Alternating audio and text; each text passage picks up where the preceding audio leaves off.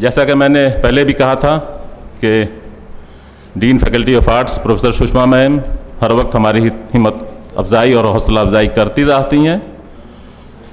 हम चाहते हैं कि वो आएँ और अपने आशीर्वचन से हम सबकी एक बार फिर हिम्मत और हौसला अफजाई करें। Professor Sushma ma'am.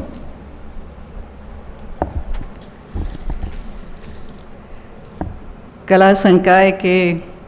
प्रेमचंद सभागार में उपस्थित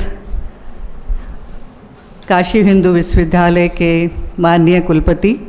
प्रोफेसर अजीत कुमार चतुर्वेदी जी, आज के मेहमान खुसूसी प्रोफेसर शोहेब इनायत जी, आज के मुख्य वक्ता प्रोफेसर अली अहमद फातमी जी, उर्दू विभाग के head of the department professor Aftab Ahmad जी,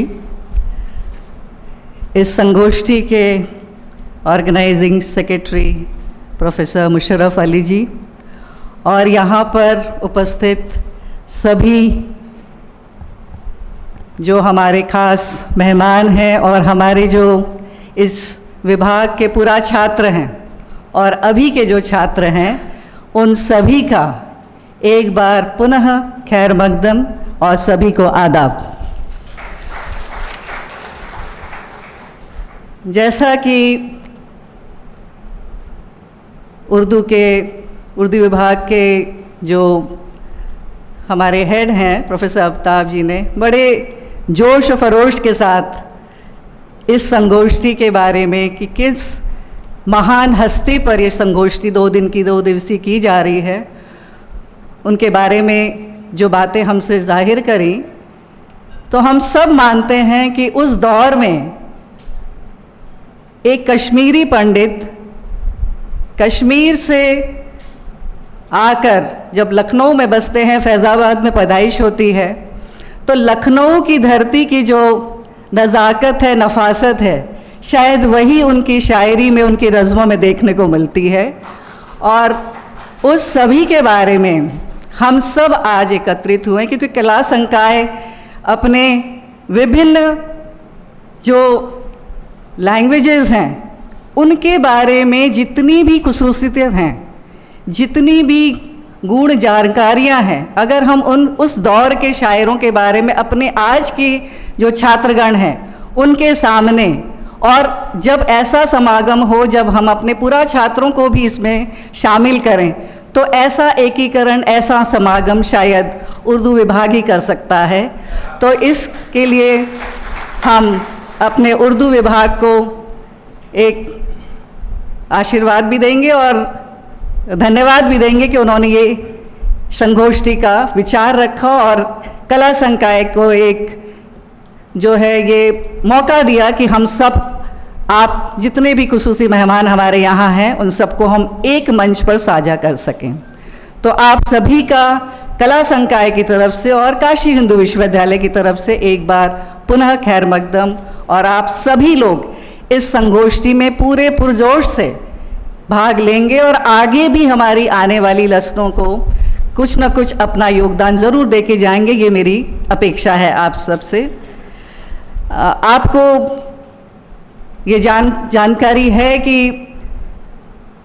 पंडित बृजनारायण जी का जो योगदान है, चाहे वो देशभक्ति के रूप में हो, चाहे शायर के रूप में हो, चाहे दर्शकों के रूप में हो, वो एक बेहतरीन है। उनके बारे में मेरा कुछ कहना शायद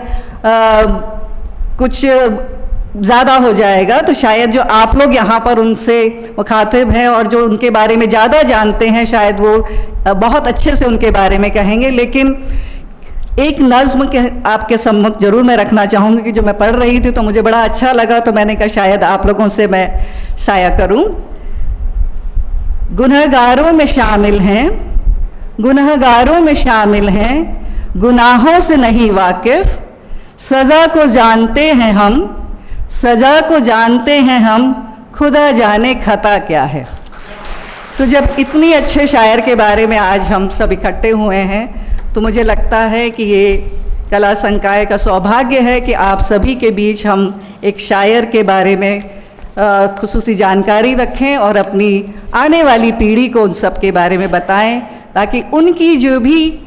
कवायतें हैं, जो भी उनकी रवायत रही, उन सबको हम आगे की नस्ल को पेश कर सकें। बहुत बहुत धन्यवाद।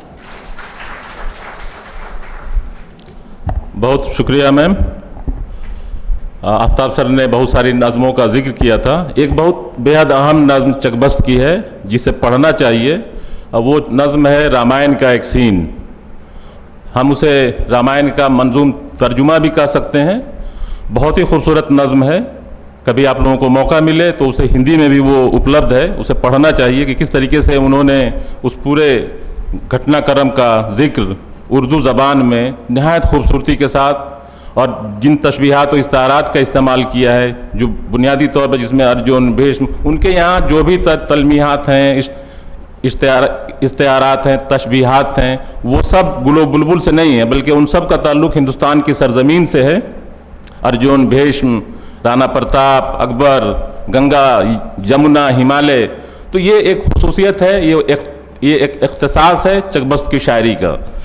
चकबस्त के आबा व अजदाद कश्मीर से आए, जैसा कि बताया मैम ने, हम सब जानते हैं। उन्हीं की सरज़मीन से